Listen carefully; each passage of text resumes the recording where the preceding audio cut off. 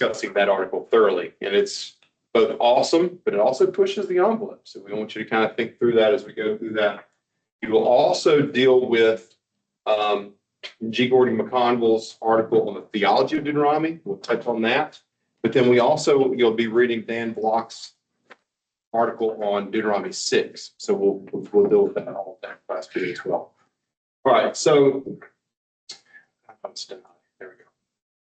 All right, so this is going to have some errors because it doesn't allow me to have my Hebrew font on this computer. So you just have to endure that. Thank you. Did you sneeze all over your computer?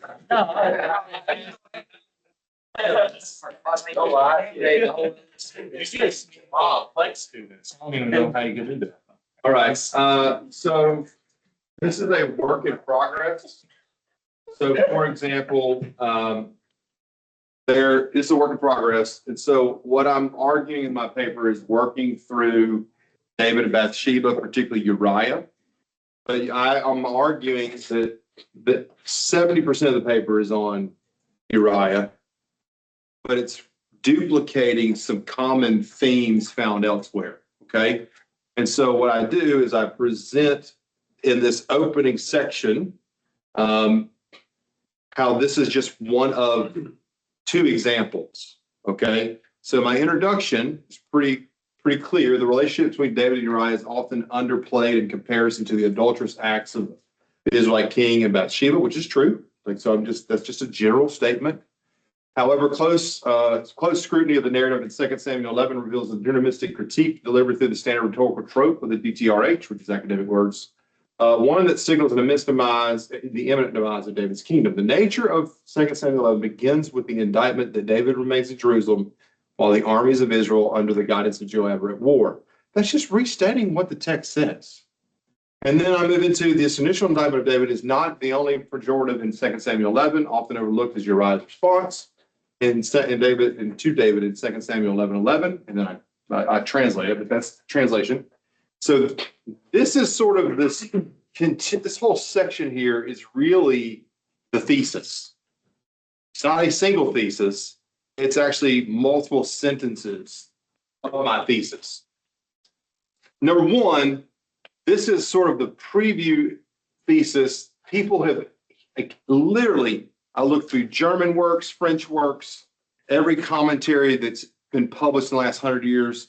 No one has done this. It's either I'm wrong or I found something new. Probably the latter, not the former, not the latter. Okay, so I contend that the words of Uriah intentionally allude to the Deuteronomic laws governing the exemption clauses for Israelite warfare in Deuteronomy 21-8. That is my thesis statement.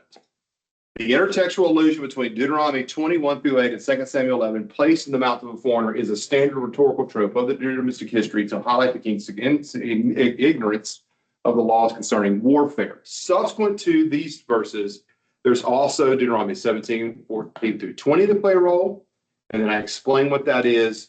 And so you can see me beginning to couch what I'm about to argue. So if I see this, it's just like I'm telling you what I'm going to do. And then in the rest of the paper, I do exactly what I'm telling you I'm going to do. So that's my introduction.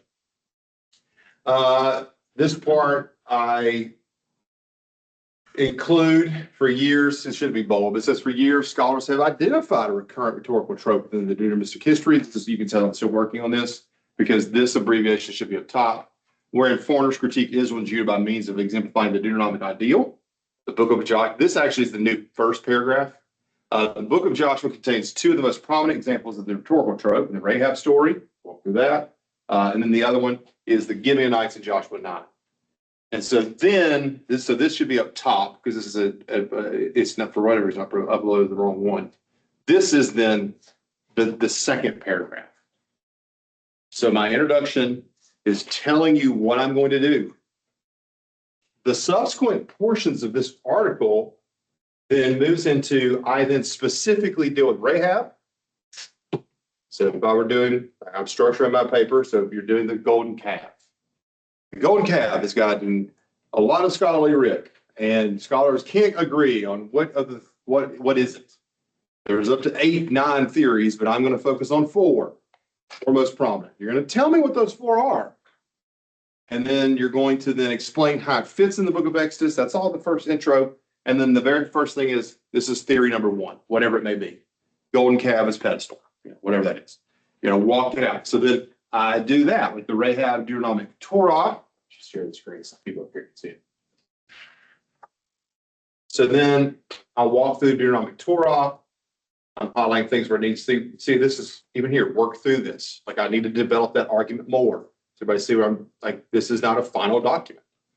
And for those asking about compound footnotes, you can see that's all it is. Like this is, for example, these people make the same argument. So Dr. Barnes is in here, Corey here.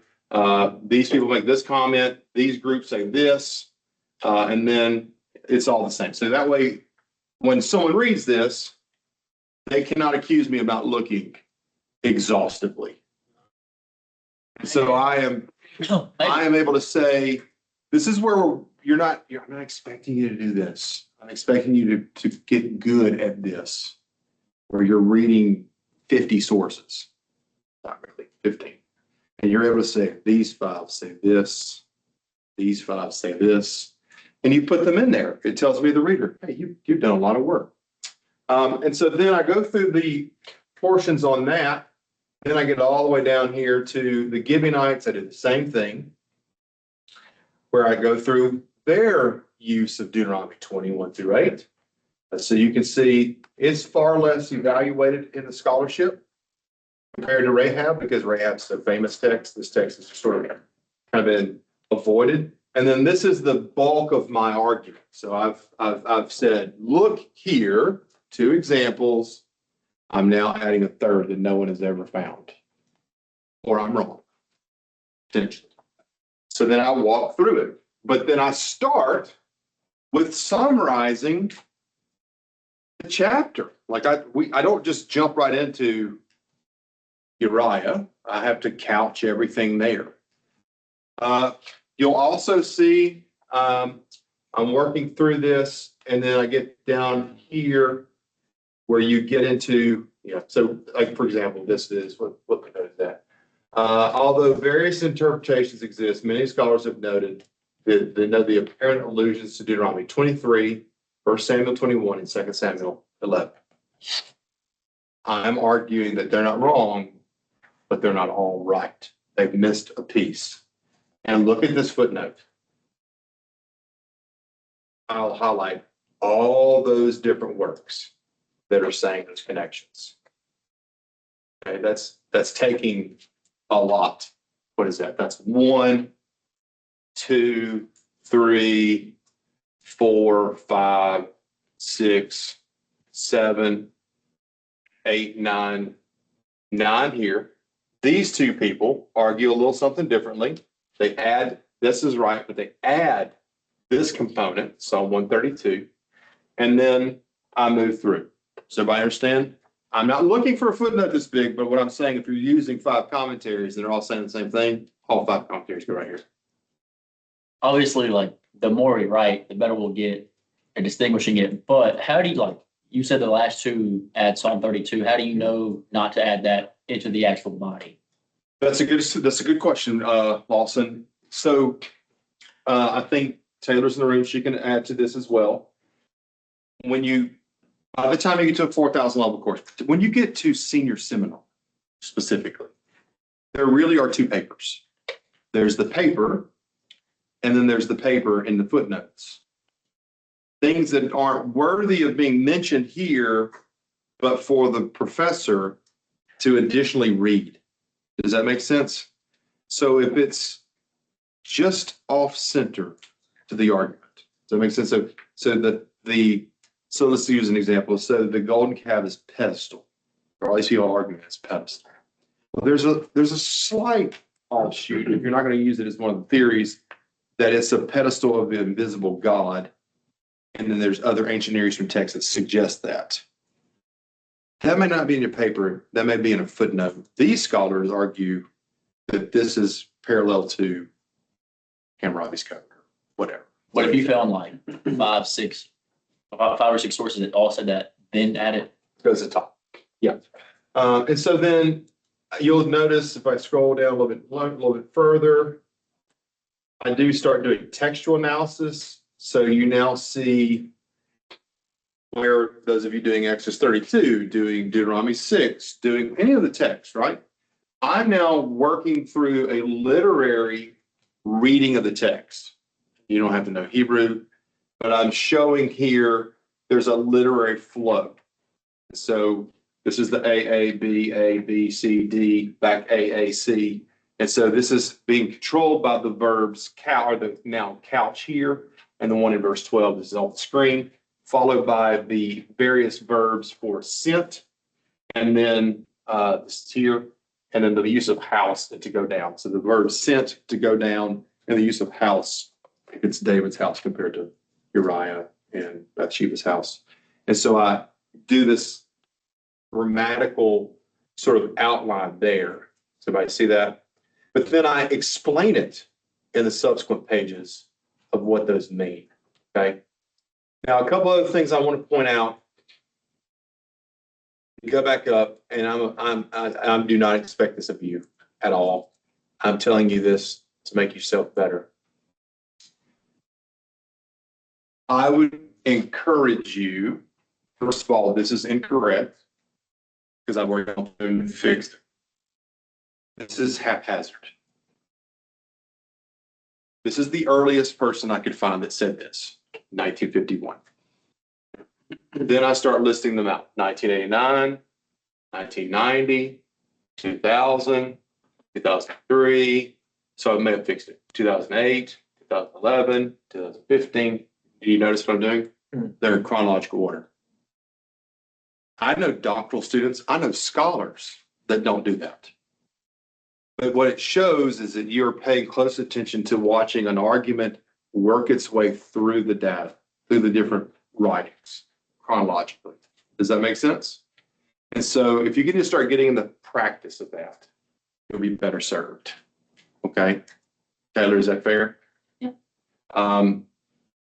Sometimes an argument can be made, like this is a pretty wild argument. They argue that Uriah knew she was pregnant, and so that's why he didn't go down there. But he makes this argument, but Sternberg also makes that argument in his book here. Not there, it's a different one. Elsewhere. And then this is a more recent work that's kind of taking and kind of going a little further afield. All right, so go back to John's question. What do you do? Okay, I've got all this data. What is the 4 things, 3 things, 5 things I'm going to focus on? That goes into your 2 to 3 page introduction. You start with something clever, Exodus 32 is whatever. You're doing monotheism, right? Deuteronomy 6, verse 4 and 5. There's all these different theories on how to translate. And you can then look at different English translations and then say, where does the verb is go? How do we handle the last word? Is it alone, one, stuff like that? And so then you say the purpose of this paper is to examine the textual data as scholars have tried to understand 6.4 and 6.5. And then what flows out of that is then, what does it mean to love the Lord your God with your heart? What does it mean to love him with all of your flesh or soul? And you're going to exegete those. Does that help? You need to create an outline. That's paramount. You've done enough research. You need to create an outline of what you're going to do. How do you see the paper unfolding? So if you don't have an outline, you're kind of like just shooting from the hip. Like, where do things go? When you have an outline, I'm going to focus on these 3 theories, and you can put the content under each theory and then build your paper. Does that help? Okay. All right. Questions? Let's jump in the book of Numbers. Sorry, yes. I thought you were going to keep going. Can you show us your bibliography? I don't think I have one yet. I have to provide one for the article when it's done. So also, let me see. Okay, so for example, footnote 62. So am I reading, when David kills Uriah, I make the argument that David is either ignoring Deuteronomy 21-8, or he's unaware of Deuteronomy 1-8. That's the exemption laws for warfare. And I'm using the king is to write a copy of this law, meditate on it day and night. Does that make sense? And that Uriah then paraphrases the 3 exemption clauses. I then say, sort of tongue in cheek, David taking Bathsheba is now a new act of the king, yada, yada, yada. Then it says, a final point of irony is that even though David's sexual behavior breaches Deuteronomic Torah, he appears to be cognizant of at least one stipulation. If a man is caught sleeping with the wife of another man, both shall be killed. I came to that observation on my own. But when I came to that observation, I actually found out as I was doing research that another person came to that same observation. And that is number 61. Why is that not right? Was it 61? Wherever it was. But it should say confer CF with what someone else said. So you can see here's one. I make the same argument as this human being. Because what ends up happening oftentimes, you come to your own conclusion and you realize someone else has come to that conclusion. I want this right here to tell me, hey, Jeff, I actually came to this same conclusion that this scholar did. This tells me you're thinking. It tells me you're evaluating the biblical text you're working through. You're coming to this conclusion, and you are in alignment with this person. Does that make sense? Because if not, it comes across like a report. It just becomes a report kind of data kind of thing. All right, that's enough on this paper. It needs to be reworked some more, apparently. But all right, let's jump into numbers. Luke, we have been looking at the rebellious cycles, numbers. And so the people, so we left off in 14, 15, is that right?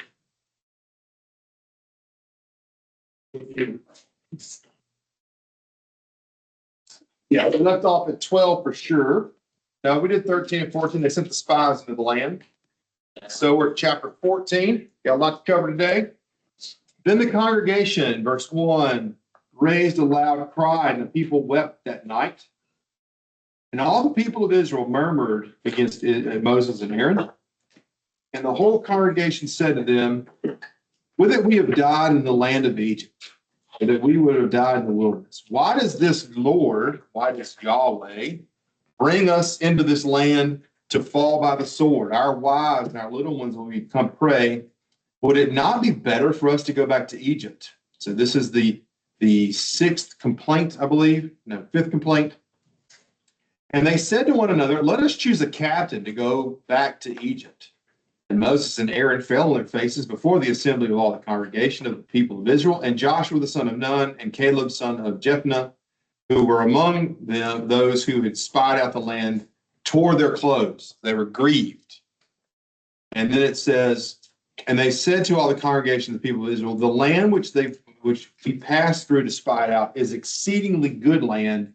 If the Lord delights in us, he will bring us into this land and give it to us, a land flowing with milk and honey. Only do not rebel against the Lord, and do not fear the people of the land, for they are bread for us. Their protection is removed from them, and the Lord is with us. Do not fear them. But all the congregation said to them, or said to stone them with stones. Heck yeah. I know I love stonings. Right. Now, let's unpack this. We've hit on it a little bit, but particularly in Exodus, but now in Numbers, and then really big in Deuteronomy, is what's called the theology of the land. What is the theology of the land? So we were talking about where,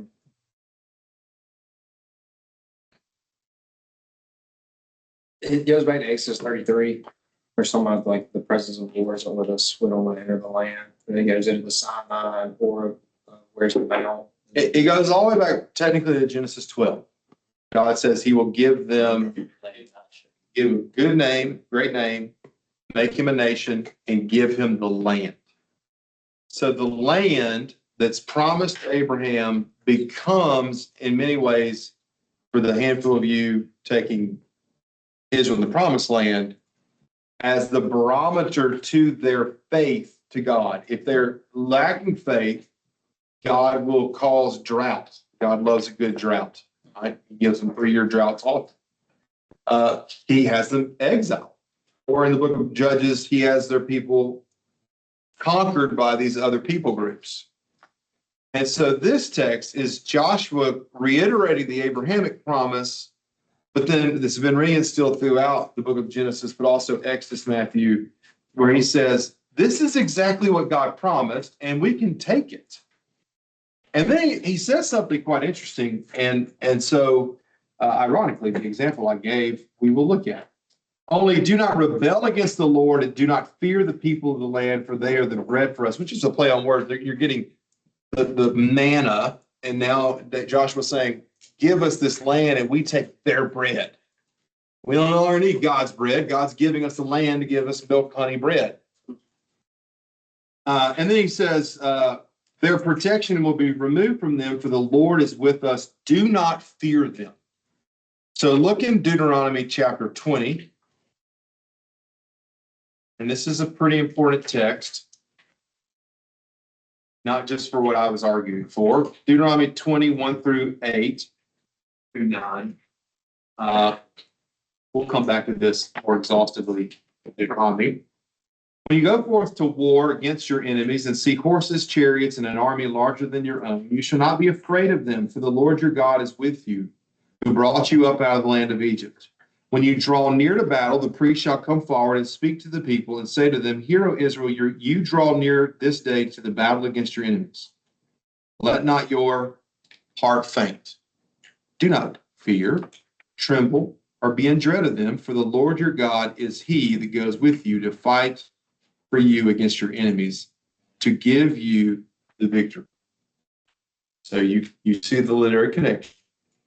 Joshua uses that same kind of language that's found in Deuteronomy. This is, I will bring this out. Matthew is not permitted to say anything. We hold to Mosaic authorship, Mosaic origin. What ends up happening is biblical scholarship, particularly Deuteronomy, because Deuteronomy pushes this heart melting motif. They will turn around and say that Deuteronomy is late. They will then say that Numbers, I don't even have to go look at a commentary. I can guarantee you if I flip to Numbers 14, there will be commentators that will say what Joshua says in verses 9 through 10 have been inserted by the Deuteronomic redactor. I can guarantee it's just a common calling card rather than seeing this is the platform to which Moses declares it in Deuteronomy 20, they read Deuteronomy 20 backwards. And they have to maintain their splicing up of the text. But it makes no sense. This text leads you to Deuteronomy 20 because what is Deuteronomy preparing the people to do? Go into the land and fight. And so it's going back to one of the earliest sequences of going in and fighting, which is the promised land that God promised. And that's why I think the documentary hypothesis is really just, it's just not being honest. It's taking a system that you believe and you force on the text, and when something precedes your belief system, this text, you're forced to then say, no, that wasn't really there. That was added later. No rhyme or reason, but it actually makes better sense at being Mosaic here, and then Moses fully articulates war in Deuteronomy because what are they about to do? War. And he continues in that, by the way, chapter 20, verses 10 and following, chapter 21, that's all dealing with war. Now, if you'll look, we won't read the exemption laws in verses 4 through 8, We will look at verse 8. The first three exemption laws are irrelevant for us today. The officer shall speak further to the people and say to them, what man is there that is fearful or faint-hearted? Let him turn back his house, lest the heart of his fellows melt at his heart. Just paraphrase is, if you're just chicken, go home. Because if you're chicken and you're out there on the battlefield and you're scared, then Lawson and Dylan and Ben are going to be scared. Now, interestingly enough, if we look to Joshua 2, this is why I've been telling you, you need to take that next class, or at least if you don't, continue your study of Deuteronomy in the next books. Look at what Rahab says in chapter 2. Beginning in verse 8. Before the spies laid down, she came to them on the roof, and she said to the men, I know that the Lord has given you this land, and that the fear of you has fallen upon us. By the way, Numbers 14 and Joshua 2 go hand in hand. Do they not?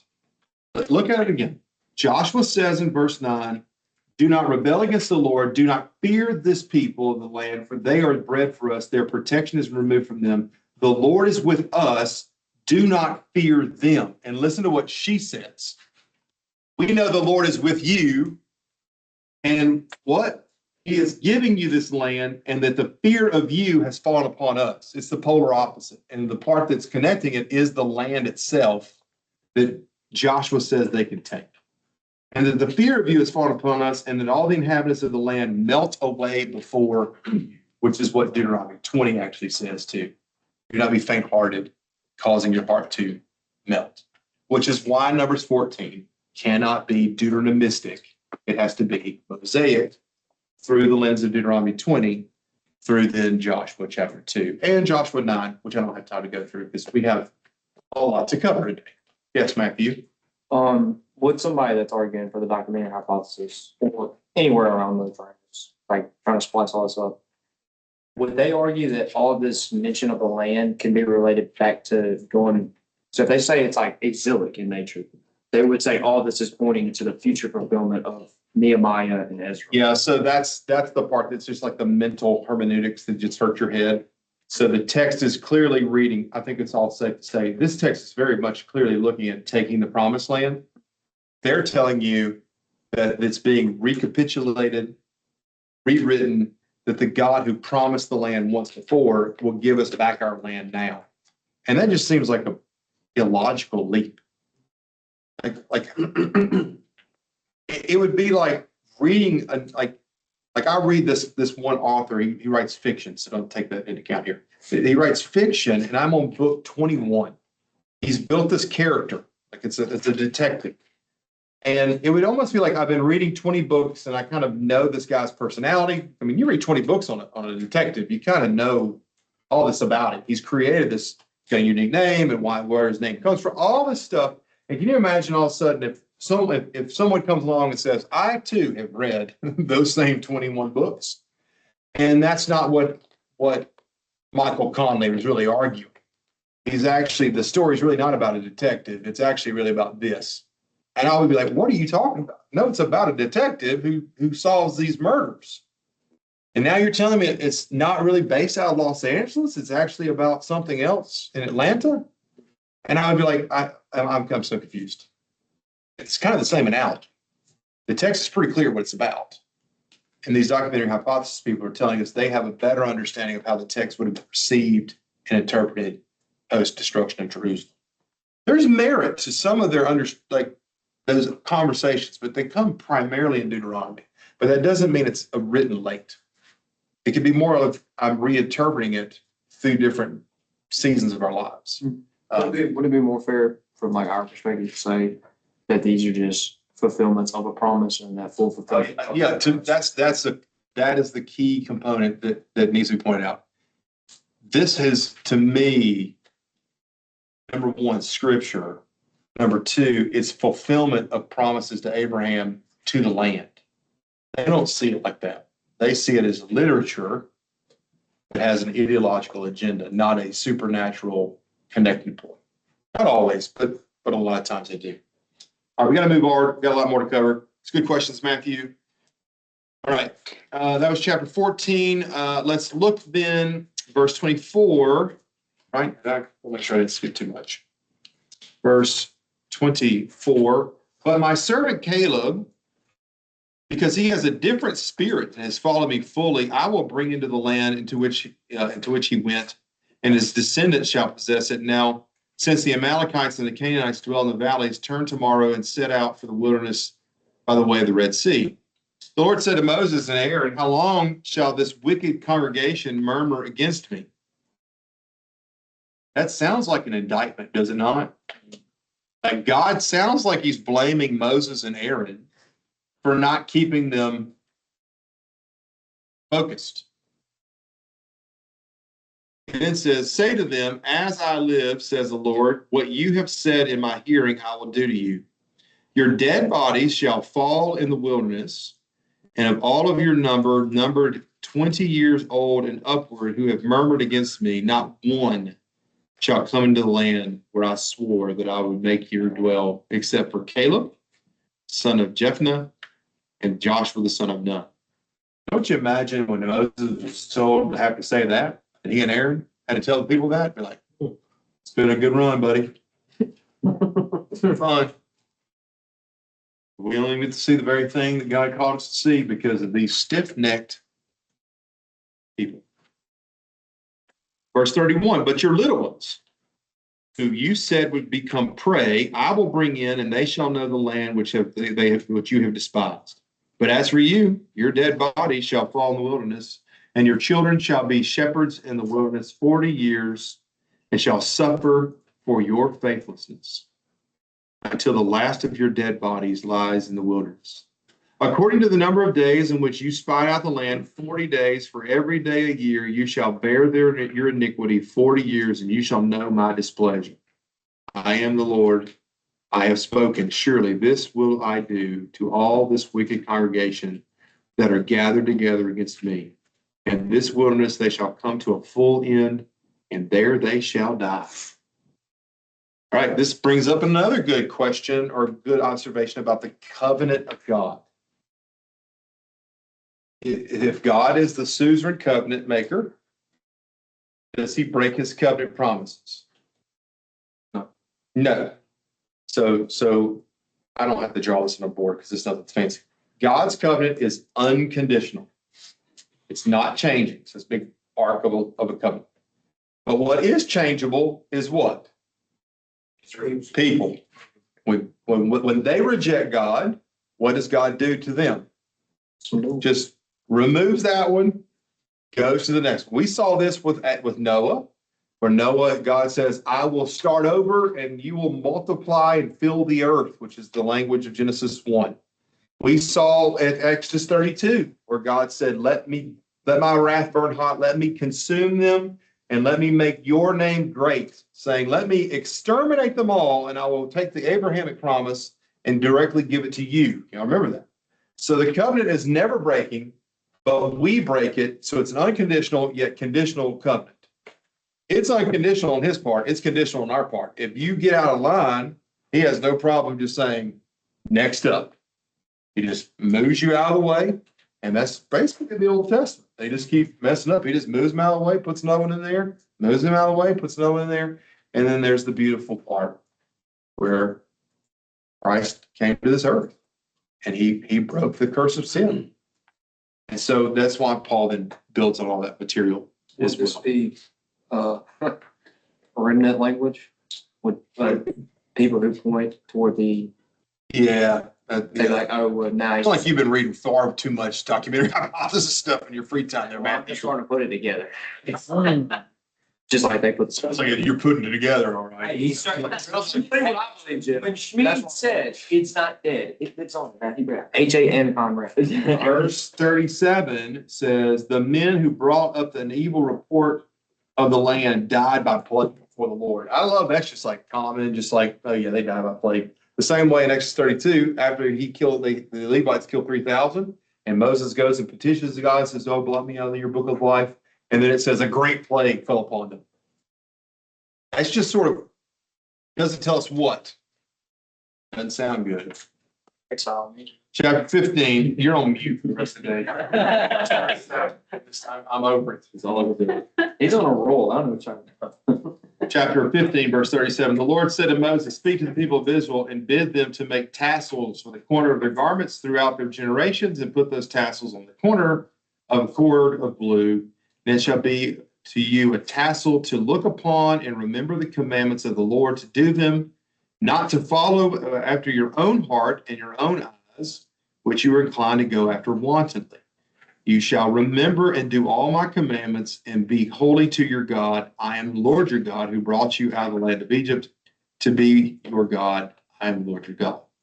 So you have the tassels, the little hem, which we believe that Jesus himself had those on his cloak.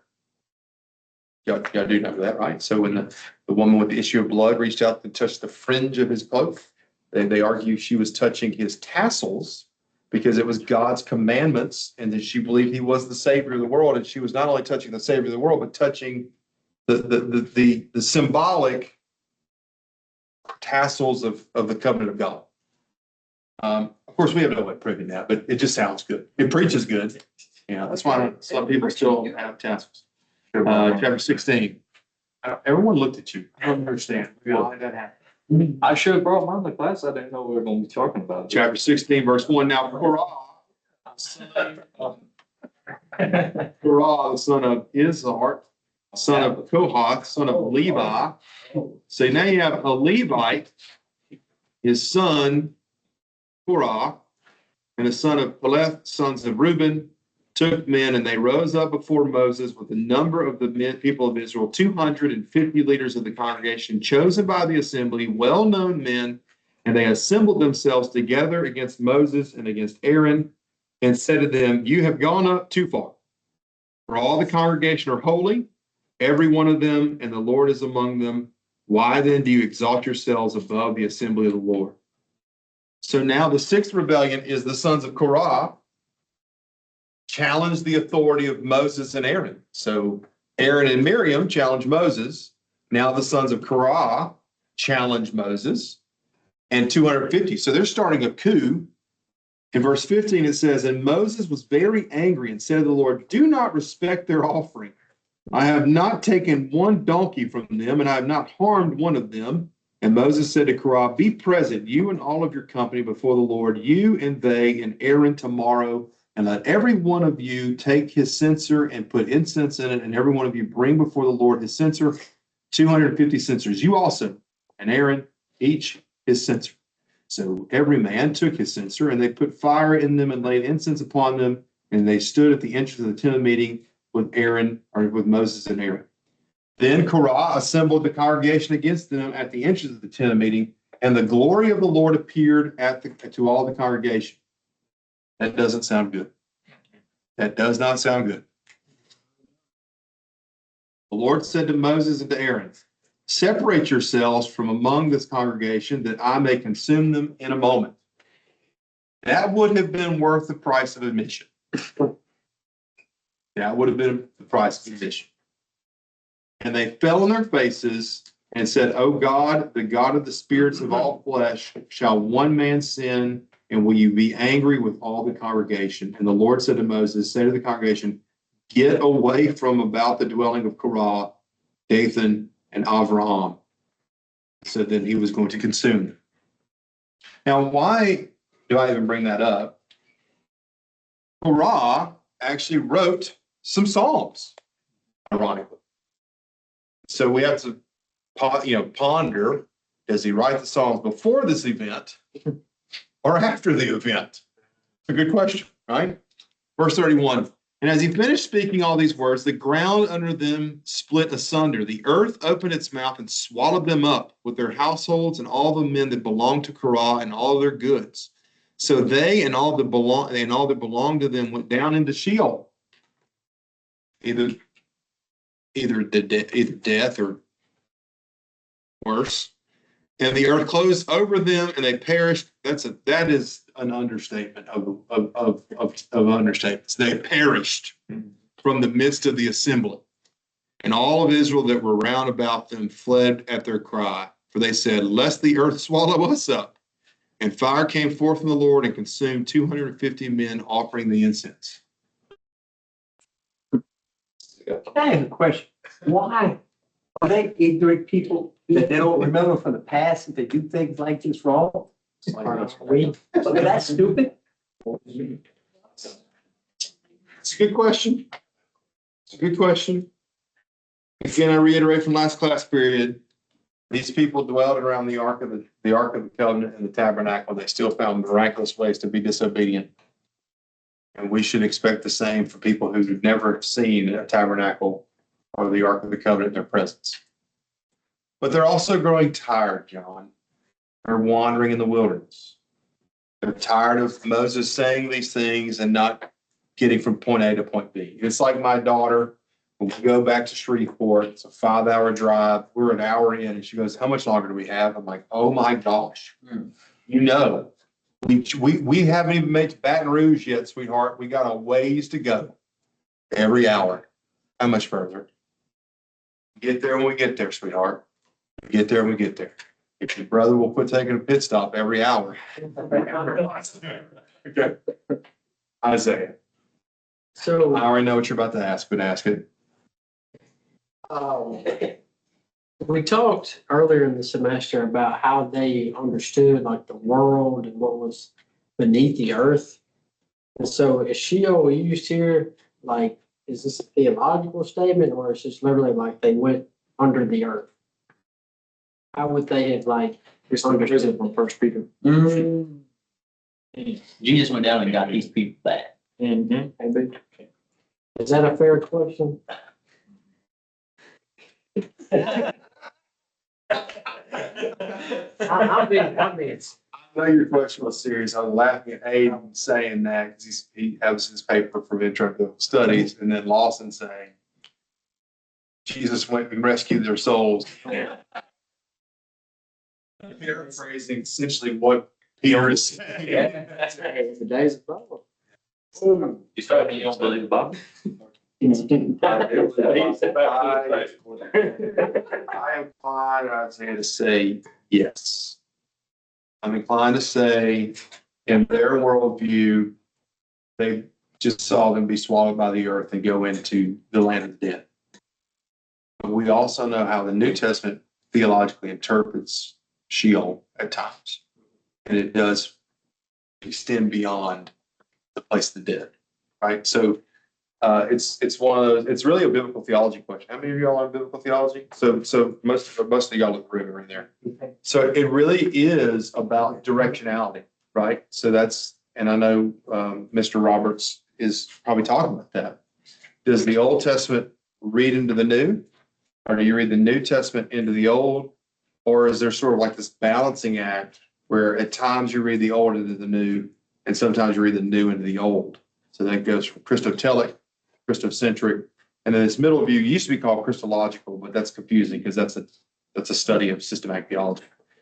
Dr. Barnes I've asked him, and it escapes me, because I've asked him what's the new name for the old Christological view, and he has it. I can't recall it. And I don't know which one Mr. Roberts holds to from just interactions with some of you and limited interactions with him. It does seem like he's sort of the middle position, that he sometimes does old into the new, sometimes new into the old. And that's one of those discussions on, it really is, are you taking the doctrine of hell and reading it backwards? But the question behind that is, how did they understand it? And almost all universally, Old Testament scholarship holds that Sheol was the place of the dead. But there are places that talks in the Old Testament that it's not just the place of the dead.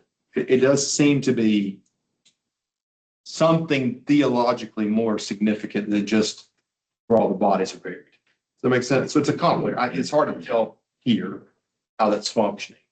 Like when Jonah, did we look at Jonah here? In Jonah 2? So like, is that the pit? No, it's complex. I mean, I don't have an answer. Yeah, I don't plan on going to hell, so I do very little study about the nuances of it is a good point, The foundation of the earth, I knew I was secure. Did you think about Not that. And I'm not. So what do you Answers want? the question. Yeah, somebody's got it. What do you want with that? Someone else had their hands raised. Let me see if I. Oh, I was actually gonna say what Isaiah was gonna say. What was that? Yeah. Would it not just be a fair question to say, like, they're describing what they saw, and it's not explicitly a theological claim, but in the fact that, miraculously the ground opens up and like they're dead. Yeah. It then I becomes. mean, I don't know if they died instantly. Depends on how far they fell. You know what I mean? Yeah, but they're cooked. Like that's a way to die, Especially if the earth closed back over. It's if they made it to the core. They got down, they just got caught. Yeah, it's not like it's on the ground and slipped up and Yeah. like if it opened up and shut again, like that's God judging. What if the earth is flat? What if they just fell all the way? Okay. They hit the pillars, Jim. They were wounded and died. Real flesh wound. That's for you, partner. I know I butchered it, but it's close enough. Verse 40. Now, those who died by plague were 14,700, besides those who died in the affair of Korah. So whatever this rebellion was, you could probably make a loose connection back to Exodus 32. There's no golden calf, there's none of that, but the fact that they are questioning the authority of Moses and Aaron. Remember, 3,000 died, but then it said a great plague plagued the people and thousands died. So that could play into the theory about the golden calf as the replacement of Moses. That's one of the theories, if you recall. So there's probably some narrative analogy that's being taken place here that if we probably really looked into it a little deeper, we could probably find some interesting points. Probably the same source. Moses, yeah, same source. Chapter 19, 20 rather. What y'all have successfully done is the next time I teach 5 books, there will be no overview article about Pentateuchal theories. I'm not, because I'm tired of hearing the nonsense come out of someone's mouth all the time. These are good questions. It's vitally important for us. Teach us what you know. This is what the scholar. Numbers chapter 20, verse 2. We are skipping Aaron's budding. What if it's not? Is Oh, chapter 20, verse 2. Oh, holy cow. You almost got muted for semesters.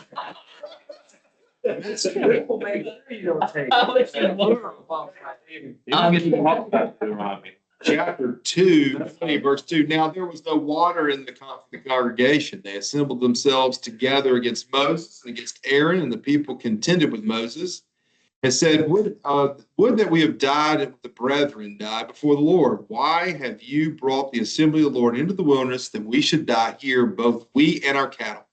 Why are you concerned about your cattle? I'm not like, look, my cattle can fend for themselves. Yeah.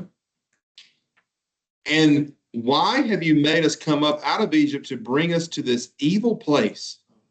It is no place for grain or figs or vines or pomegranates, and there's no water to drink.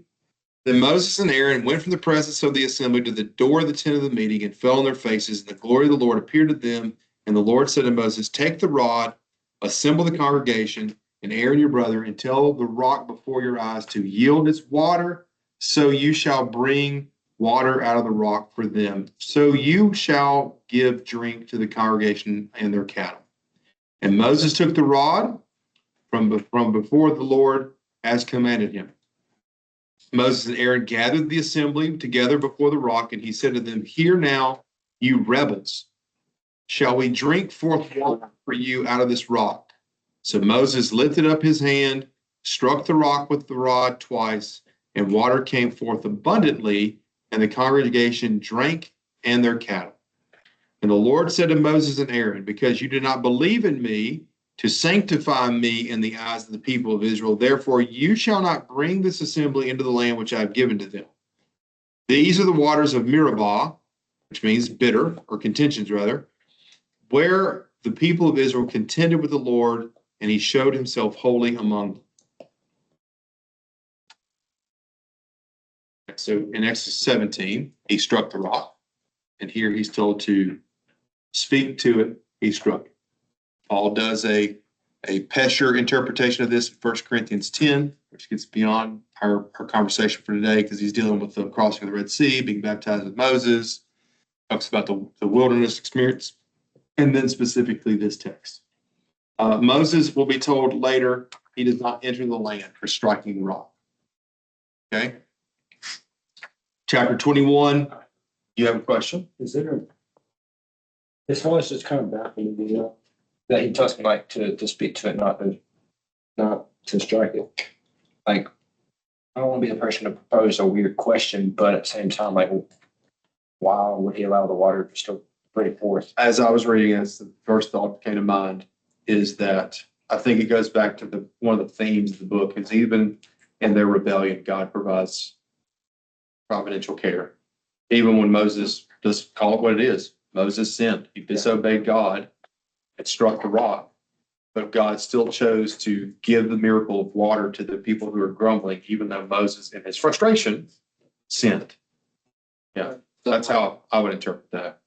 No others, them striking rock twice. Maybe. Yeah, it's a tough text. And, definitely it's a tougher text when it says he doesn't enter the promised land because he struck the rock.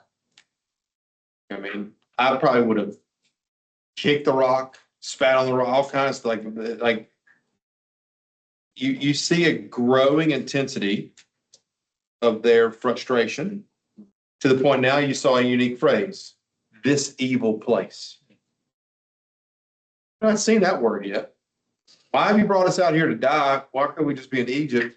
They do say that again, but then they're accusing God of taking them to this evil place to die. I guess God heard it loud and clear. Verse chapter 21. When the Canaanite king of Arad, who dwelt in Negev, heard that Israel was coming by the way of the Atharim, he fought against Israel and took some of them captive. Israel vowed to the Lord and said, if we will indeed give this people into our hand, into my hand, then I will utterly destroy their cities. The Lord listened to the voice of the people and gave over the Canaanites. They utterly destroyed them and their cities. So the name of that place is Ramoth, which is odd because they entered just north of here in Jericho, the book of Joshua, chapter 6. From Mount Hor, they set out by the way of the Red Sea. I'm just going to tell you geographically that's off. I don't know what's going on, how you're in the south Negev of Arad, and now you're back over by the Red Sea. It could just mean they were in that southern region, so the Negev could have been extended further, but geographically it's a bit afield. They set out by the way of this Red Sea to go around the land of Edom, and the people became impatient on their way. And the people spoke against God and against Moses. Why have you brought us up out of the land of Egypt to die in this wilderness? For there's no food or water, and we hate this worthless food. This is to me the worst. This is the worst. God sent fiery serpents among the people, and they bit the people so that many of the people of Israel died.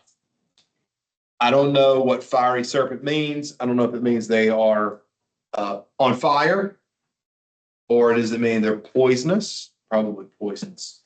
Right? And the people came to Moses and said, we have sinned, for we have spoken against the Lord and against you. Pray to the Lord that he take away the serpents from among us. So Moses prayed for the people, and the Lord said to Moses, make a fiery serpent and set it on a pole. Everyone who is bitten, when they seize it, shall live. So Moses took made a bronze serpent, and set it on a pole. And if a serpent bit any man, he would look upon the bronze serpent and live. John? What's that? An idol they make it right there? Well, it's technically an idol, but God told him to make it. But is it a deity? No. Okay, so we do know that people start worshiping it because in 2 Kings chapter 18, Hezekiah destroys it. He destroys it because they worship it. But that's not the only place the old bronze serpent is referenced? Anybody know bronze serpent is referenced? John 3. Let's look at John 3, because Jesus, for one, the fact that Jesus cites this text tells you that it was what? Real. It happened. Like, doesn't make sense to like talk about something that wasn't real. John 3.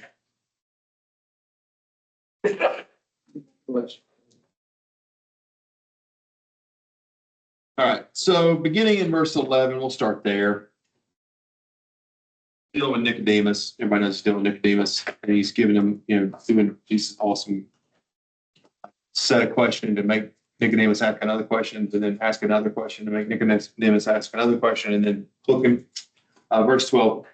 If I had told you earthly things and you do not believe, how can you believe if I tell you heavenly things? No one has ascended into heaven, but he who is descended from heaven, Son of Man, which sounds like Ephesians 4. He who ascended also descended. Remember that text. And then he says, as Moses lifted up the serpent in the wilderness, so must the Son of Man be lifted up, that whoever believes in him may have eternal life. For God so loved the world that he gave his only begotten Son, that whosoever believes in him shall not perish but have eternal life. For God sent the Son into the world not to condemn the world, but so that the world might be saved through him.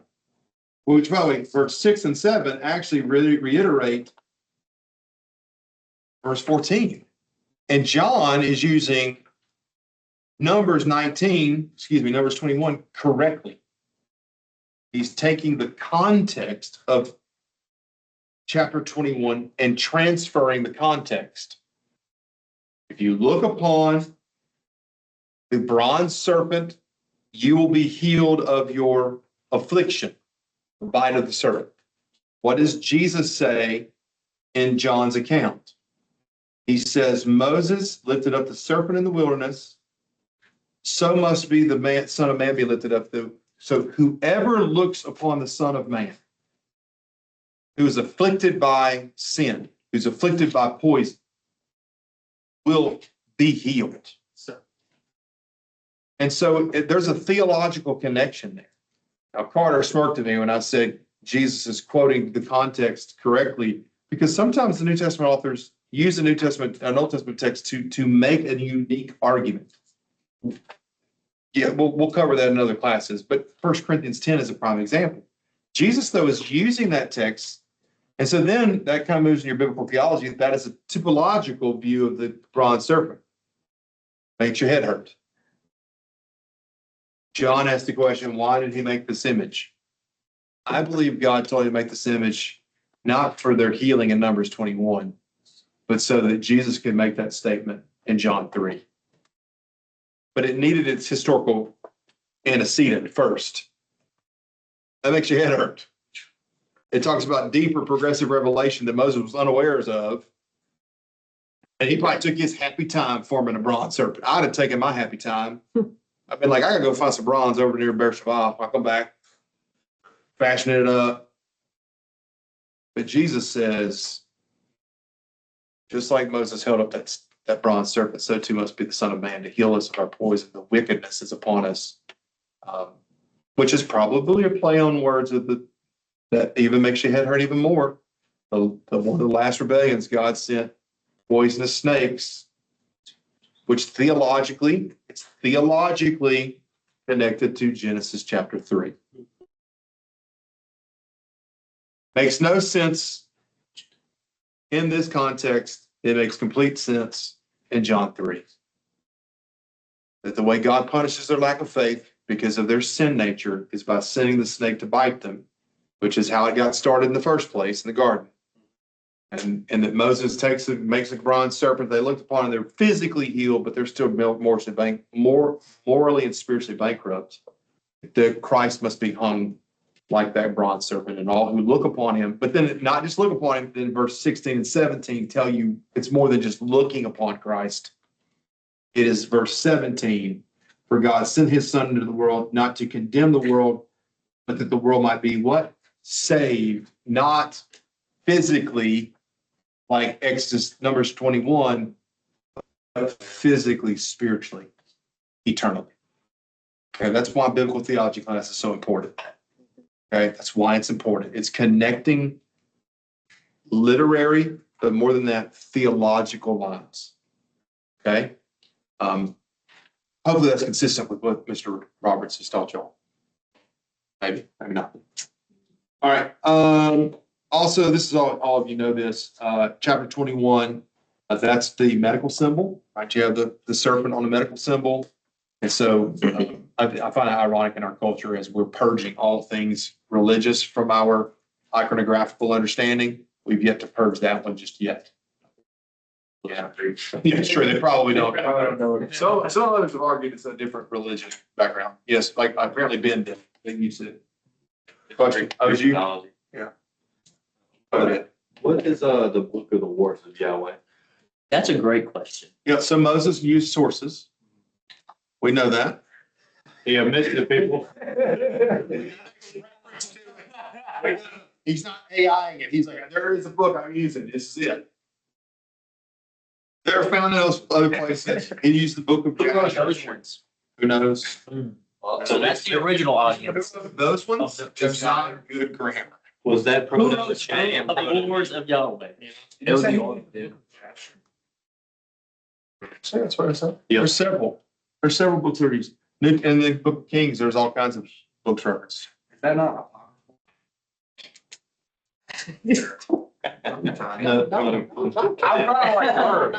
Try to again. Don't do that like I was gonna say there are like Logan's talking about intertestamental works that grab those titles and try to read them back. Yeah. All right, so now we're going to get to the fun part. Got one fun part. I don't know, we're going to get to the fun part. Chapter 22 and 23, 24. We hit on it a little bit. It's a survey. We're not going to really work through these. So while the people are just doing terrible stuff, right? In verse 20, chapter 22, verse 1, it says, the people of Israel set out and encamped in the plains of Moab beyond the Jordan at Jericho. And Balak, son of Zippor, saw that Israel had done all that Israel had done to the Amorites, and Moab was in great dread of the people because they were many. Moab was overcome with the fear of the people of Israel, and Moab said to the elders of Midian, so now we have Lot's descendants through his daughter, and then you have Moses' father-in-law's people. And so they're trying to cut them off. They're trying to cut them off from cutting across the southern part through Edom, Moab, Edom, Midian, all that stuff north. So he's wanting to cut them off. It says, and Moab said to the elders of Midian, this horde will now lick up all of that is around us, and the ox licks up the grass of the field. So Balak, son of Zippor, who was king of Moab at that time, sent messengers to Balaam, the son of Beor, at Pethor, which is near the river, in the land of Amwah, to call him, saying, behold, a people has come up out of Egypt. They cover the face of the earth, and they are dwelling opposite of me. Come curse them for me, since they are too mighty for me. Perhaps I will be able to defeat them and drive them out of the land. For I know that he whom you bless is blessed, and him whom you curse is cursed. That's an interesting phrase that the king of Moab just phrased. That would be verse 4 of Genesis 12. Now, the irony is, we have already briefly looked at Leviticus chapter 19. And what did it tell you? You had to remove from your presence mediums, wizards, and those that speak with the dead. So now you have Balak, king of Moab, paying some diviner named Balaam. Ironically, we have found that Balaam apparently was real. When I say apparently, we believe he was real, but we have found in an ancient outer building where we believe that's where Balaam either lived or was worshipped because his name was inscribed in the wall. So we have someone in antiquity inscribing his name on a wall. So we have extra biblical proof that this diviner actually lived. And guess where it's found? In the land of Moab. And so Of course, they want to date it into a certain period. Of course they do. But he did exist. Question. This is a little off topic, but it made me think back to the articles we read about the numbers or the censuses. Yeah. How does this text, he says they cover the ground, like cover the surface of the land. Is that language suggesting that the censuses were like actual numbers? Yeah, I think it's talking about the size of the people. I think it's talking about it's mirroring the language of Exodus, right? That there's so many of them. And so they're kind of bookending it, that they're large in number. I think that's fair. I've got 7 minutes, so I got to work through just the front part of this real quick. So the elders of Moab and the elders of Midian departed with the fees of divination in their hand. They came to Balaam and gave it to Balak. And he said to them, lodge here this night, and I will bring back to you a word that the Lord speaks to me. And the princes of Moab stayed with Balaam. And God came to Balaam and said to him, who are these men? Balaam said to him, Balak, son of Zippor, king of Moab, sent them to me, saying, behold, the people have come out of Egypt. They cover the face of the earth. They have come, cursed them for me. Perhaps I shall be able to fight against them and drive them out. God said to Balaam, you shall not go with them. You shall not curse the people, for they are blessed. So Balaam arose the next morning. I was paraphrased. He told him, I can't go. God told me so. Verse 15. Balak sent princes, more in number, more honorable than they, and they came to Balaam and said to him, thus says Balak, son of Zippor, let nothing hinder you from coming, for I will surely do you a great honor, and whatever you say to me, I will do. Come curse this people for me. But Balaam answered back, though Balak were to give me a house full of silver and gold, I could not go beyond the command of the Lord my God to do less or do more. Pray now, tarry here this night also, I may know what the Lord says to me. And God came to Balaam at night and said to him, if the men have come to call you to rise, go with them, but only do what I bid you to do. The next morning, Balaam rose in the morning, sat on his donkey, and he went with the prince of Moab. Verse 22, but the anger of the Lord was kindled against him as he went, and the angel of the Lord took his stand as the way of his adversary. That is a complex chapter. God says, go, and then he tries to kill him. Okay. Carolyn Sharp, has written a book. It's called Irony in the Hebrew Bible. It's in the library. You can go take that chapter of prophets and you can read her section on prophets. She actually answers this very delicate, odd text. Essentially, you can remember what I've told you as a way of remembering this. I have one thing of my grandfather's, and it's a 1968 Omega Constellation watch.